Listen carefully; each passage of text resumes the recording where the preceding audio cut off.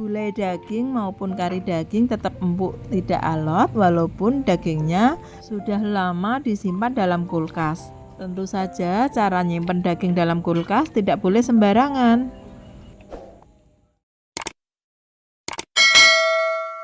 Halo, assalamualaikum warahmatullahi wabarakatuh. Jumpa lagi dengan Mbok Jar. Tidak lupa Mbok Jar mengucapkan selamat Hari Raya Idul Adha 1444 Hijriah. Semoga sahabat-sahabat Mbok Jar dalam keadaan sehat, tak kurang suatu apa. Pada kesempatan ini Mbok Jar ingin memberikan tips bagaimana menyimpan daging yang baik dalam kulkas agar bila dimasak dagingnya tidak alot dan keras. Mula-mula daging yang akan disimpan dipisah-pisahkan, yaitu tetelan, daging maupun bagian isi atau jeroan ya. Pastikan daging yang akan disimpan dalam keadaan bersih dan segar. Setelah itu, daging dibungkus dalam plastik atau dalam wadah yang tertutup rapat. Nah, kali ini Mbok Jar gunakan plastik ya, dan isinya disesuaikan dengan kebutuhan kita. Kalau kita terbiasa masak sedikit-sedikit, bisa dibungkus dalam porsi kecil, dan apabila kita masak banyak, kita bisa bungkus dalam porsi besar. Kenapa dipisah-pisahkan seperti ini?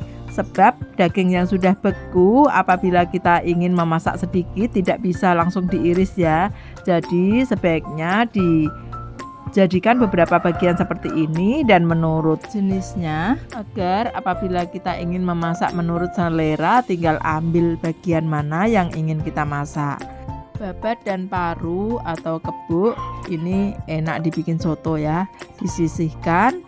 Daging khas dalam atau lulur biasanya bagian ini empuk dan bisa dibikin botok ya. Ini juga Mbok Jar sisihkan sedikit. Kemudian yang bagian tulang iga atau balungan istilahnya, ini juga disisihkan. Ini cocok untuk dibikin asam-asam ya pemirsa. Usahakan saat menaruh atau menyusun di dalam wadah agar bisa ditutup ya pemirsa. Selesai sudah pengemasan, kemudian daging yang sudah dikemas seperti ini tidak boleh langsung ditaruh dalam freezer ya, tapi taruhlah di dalam kulkas bagian bawah, tepat di bawah freezer. Simpan dulu di sini kurang lebih 12-24 jam. Setelah itu baru bisa dipindahkan ke dalam freezer.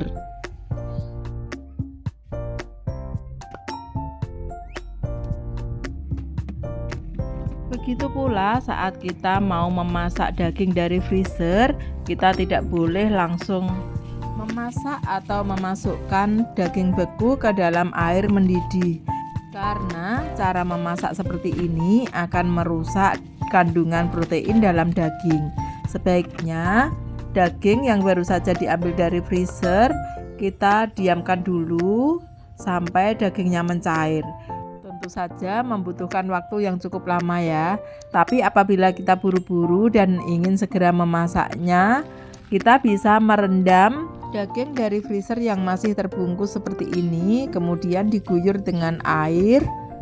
Sebaiknya dibiarkan terguyur dengan air yang mengalir agar daging yang sudah beku bisa segera lembek kembali.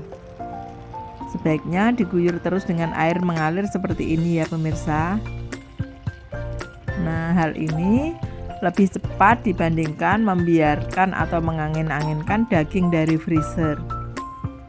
Nah, setelah dagingnya lembek, buka bungkus daging dan kemudian daging dicuci sampai bersih.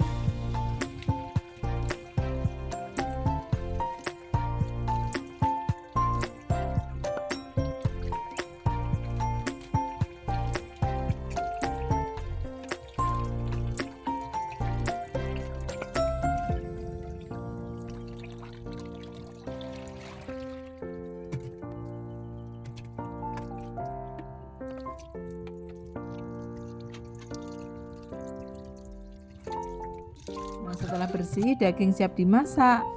Dan saat merebusnya, jangan lupa ditambahkan dengan garam. Dan agar dagingnya empuk, biasanya Mbok Jar menambahkan dengan air kelapa ya.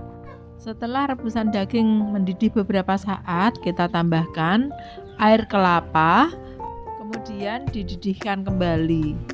Dengan cara ini, daging akan cepat empuk dan kita bisa memasaknya menurut selera tanpa khawatir dagingnya alot, keras, dan susah dikunyah. Ini adalah tip dari Mbok Jar. Namun apabila sahabat-sahabat Mbok Jar ada yang mempunyai tip lain, ya nggak apa-apa ya, kan lain orang lain pula resepnya. Nah, setelah dagingnya dirasa sudah empuk, kita bisa mengangkatnya, dan setelah agak dingin kita bisa mengiris menurut selera kita. Wah, ini tetelannya sudah tampak empuk ya pemirsa. Mbok Jar akan segera mengangkatnya dan mengirisnya kecil-kecil. Daging yang gurih, empuk, dan juga tidak alot, siap dimasak menurut selera. Nah, demikian tadi tip dari Mbok Jar bagaimana cara menyimpan daging dalam kulkas yang baik dan benar agar dagingnya empuk dan tidak alot. Semoga sedikit banyak memberi manfaat kepada pemirsa di rumah. Untuk lebih dan kurangnya Mbok Jar mohon maaf. Silahkan like, share, dan subscribe agar Mbok Jar makin semangat bikin konten-konten yang bermanfaat berikutnya.